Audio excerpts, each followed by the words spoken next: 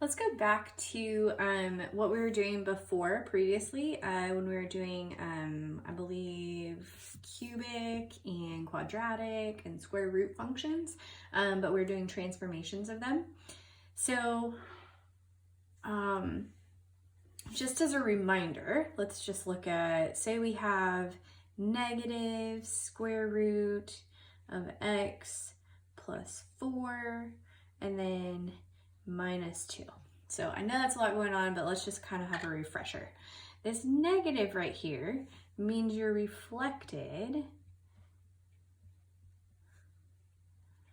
over your x axis because it's on the outside. Then this 4 on the inside, so under your radical with your x value, remember it's always the opposite. So here's plus 4, so that means it's actually going to go to the left 4, so that's a horizontal transformation. And then this minus 2 means we're going to go down 2 in the vertical direction. So just kind of as a reminder that negative on the outside means it's reflected. Whatever you're doing or adding or subtracting with the x, it's going to be shifted one way or the other. So if it's positive, it's going to go to the left. If it's negative, it's going to go to the right. Then if you got something on the outside of that radical, if it's negative, it's going to be shifted down. If it's positive, it's going to be shifted up. So just as a quick reminder. So same idea when we have an exponential function, but let's see, say we have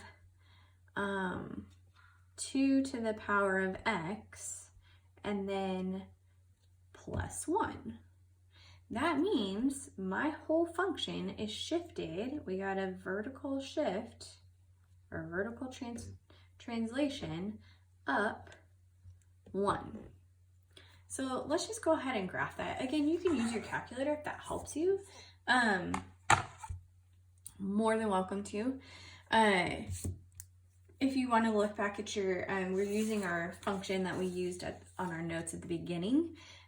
We got these points. So instead, you're going to have all the same x values, but all of your y values are going to be shifted up 1. Because remember, it's just adding 1. So instead of 0, 1, it's going to be 0, 2. And instead of 1, 2, it's going to be 1, 3. And instead of 2, 4, it's going to be 2, 5. If I can count. Okay, there we go. And then instead of negative 1, 1/2, it's going to be negative 1 and then 1 1/2. So one of the easiest things, again, you are more than welcome to use your graphing calculator. But if you noticed before, when our graph was not shifted, our asymptote was at y equals 0 or along our x-axis. But now it was shifted up 1, just like that vertical translation.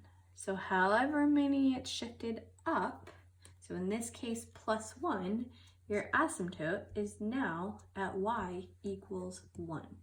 So it's the same, it's not being stretched or anything, it's not being reflected, but it is just shifted up 1.